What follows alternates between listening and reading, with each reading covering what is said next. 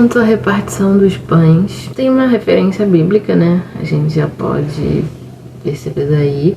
E Clarice tem muito isso. Ela não era uma pessoa cristã, católica, nada disso, mas ela fazia muita referência a isso em seus textos. E a história é um pouco confusa, meio um pouco sem sentido também. Ela fala de costumes judeus, né? Nessa narrativa, a protagonista. E fala de comida, de guardar o sábado. É um ritual de comida, né, que os judeus fazem, de festas e tudo mais.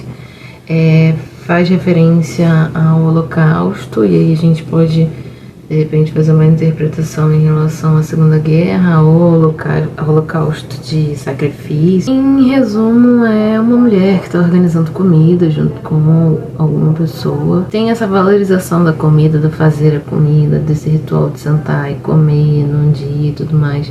E faz referência ao sábado também, da importância do sábado, de guardar os sábados e questionar isso. Enfim. Conto uma esperança sobre... Esperança, aquele insetozinho verde bonitinho, mas também sobre a esperança, sentimento, né? Vamos dizer assim. A protagonista, narradora, personagem, né, em primeira pessoa, faz essa brincadeira. Ela não é uma pessoa muito feliz, é meio depressiva, mas ela se aproveita dessa esperança que aparece na casa dela, interage com o filho, faz um esforço de fazer essa troca com ele e ficar bem. Aí aparece uma aranha que queria comer essa esperança e eles tentam matar a aranha. E mais uma vez essa referência que ela faz a focar em um bicho e refletir sobre isso, né, a vida dela. E o conto Macacos, narrado em primeira pessoa também. Uma mulher que tem filhos, uma família, os contos dela giram em torno disso também. Da família, da relação familiar, da maternidade principalmente. Laços de Família também é bem assim.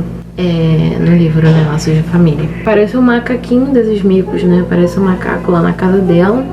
E as crianças ficam felizes e começam a interagir com eles, mas ele morre, e aí depois ela compra um macaquinho e tudo mais. E ela faz uma referência, uma relação, né, entre amor e macaco. Para eles, o entendimento de amor era amar o macaco, tanto que no final, o menino fala no final, né, que esse outro macaquinho, essa outra macaquinha morre e tal, e eles ficam meio sentidos com isso. Aí a menina fala pra mãe que ela se parecia com Lisette, que é a macaquinha que tinha morrido. E aí a mãe responde: eu também gosto de você, respondi. E aí o conto gira em torno disso, dessa relação entre o macaco e o amor serem uma coisa só. E mais à frente tem um conto também que ela fala sobre essa questão do amor, a galinha, enfim. Os Desastres de Sofia foi um conto bem interessante, o maior conto desse livro, uns 20 páginas quase. É sobre uma menina uma aluna, né, de um professor. O conto é narrado numa escola e essa menina gostava desse professor, mas a maneira dela de demonstrar de se gostar era infernizando a vida dele. Até que um dia ele passou um exercício, eles tinham que contar a história que ele estava contando da maneira pessoal deles, como eles interpretariam isso, né? E aí o professor gostou do jeito que ela interpretou a história e chamou para conversar. E aí é aquele detalhe, né, do que isso causa nela. A menina narrando essa história, portanto o narrador é personagem em primeira pessoa. E tem também essa coisa da expiação, de missão de vida, de ser um instrumento de Deus, de falar sobre Deus. Como eu já falei nos outros contos, que isso é uma coisa bem comum na escrita da Clarice Lispector. Mais ou menos na metade do conto, ela diz que esse professor morreu, mas ela conta um passado, né? Que é essa história desse encontro deles, desse reconhecimento dele na escrita dela, enfim. Ele viu que ela faz alguma coisa de bom, ela não tinha mãe e o pai dela tinha morrido. O conto aborda mais uma vez essa questão de amar, olhar, se importar com o impuro, com o desprezível, que no caso era ela, né? Ela não se sentia digna de ser amada, de ser respeitada, de ser reconhecida em suas atitudes, enfim. E o professor conseguiu ver isso nela, e a partir da reflexão que ela foi fazendo sobre isso, acredito eu, depois que o professor já tinha morrido, anos já tinham passado e ela já estava maior, né? Ela pensou sobre isso e passou a se permitir ser amada, ser reconhecida. A Criada é um conto em terceira pessoa e o narrador observador que está de fora da situação, olhando e narrando tudo, sobre uma criada, e ele fala sobre o que ela faz, como ela é, como ela trata os seus senhores e tudo mais.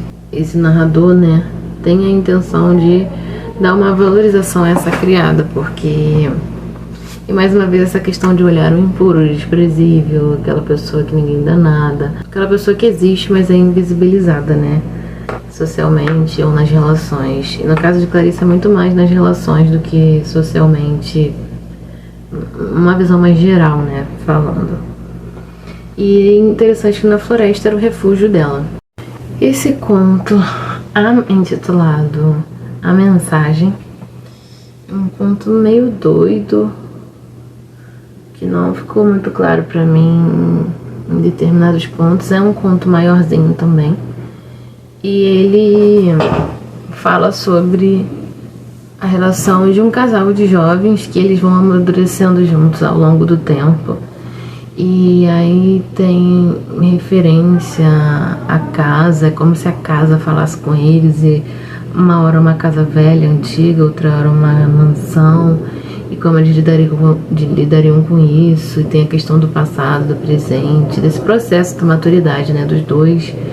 E no começo eles se hibridam, parece que se tornam uma coisa só quando um sente, o outro também sente, enfim. E depois eles vão se sentindo mais maduros. E o narrador, ele fala muito mais sobre esse processo em relação ao homem. O homem dessa relação, né? Como ele vai evoluindo, como ele trata a mulher, como a mulher se sente também, como ela vai pensando e amadurecendo, mas muito mais sobre ele. Parece que conta sobre ele, como ela faz parte da vida dele, então ela é referenciada também. Mas o conto é sobre ele. E aí, depois de um tempo, ele passa a ver, porque ele fica muito tempo tratando a mulher como um amigo, e depois ele passa a vê-la como mulher mesmo, que ele pode sentir atração sexual por ela, por exemplo.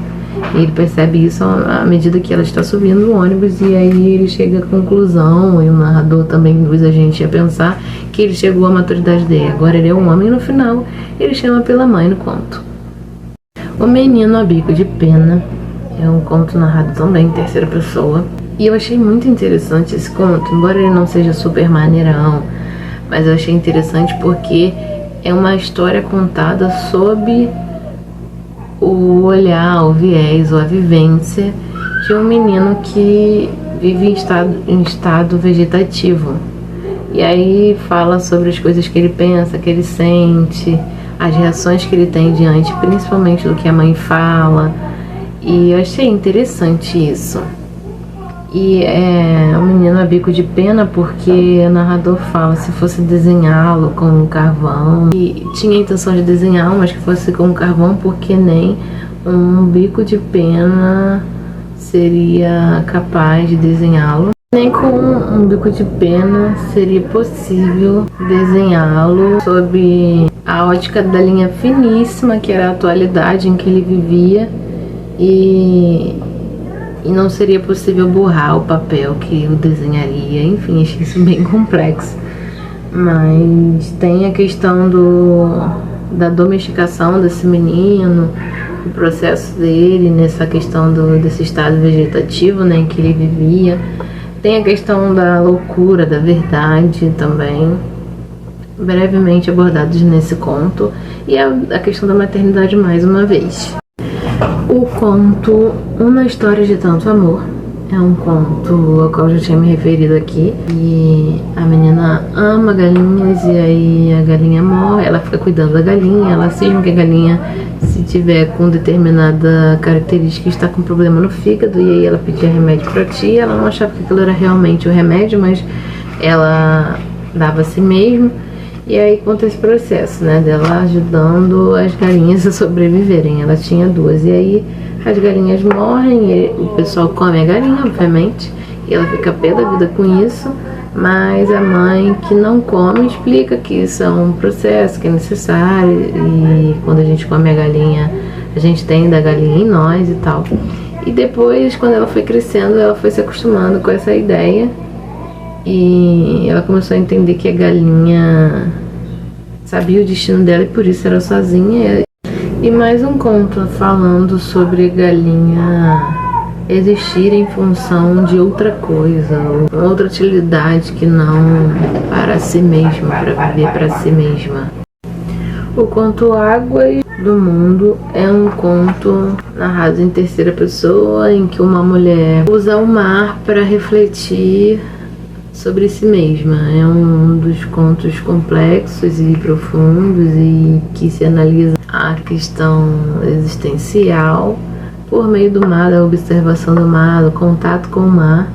E um cachorro também que passa na praia, ela fala sobre a liberdade dele. No mar, ela fica refletindo sobre ele e sobre a sua própria vida.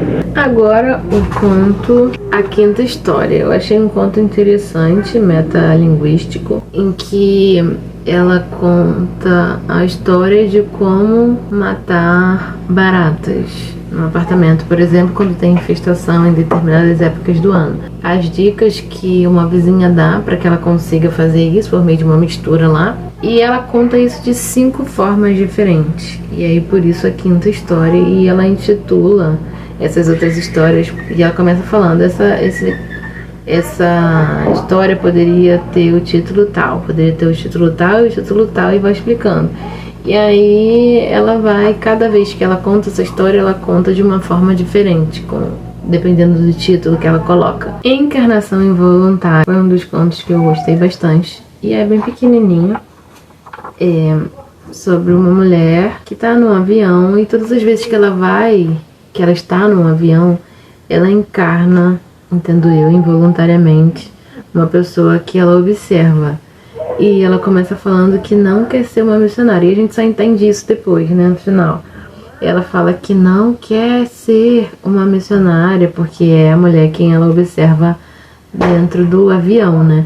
E ela descreve o que a mulher faz e que ela não suporta aquelas coisas, aquela falsa bondade e tudo mais. Eu achei um conto bem debochado de uma mulher meio revoltada da vida.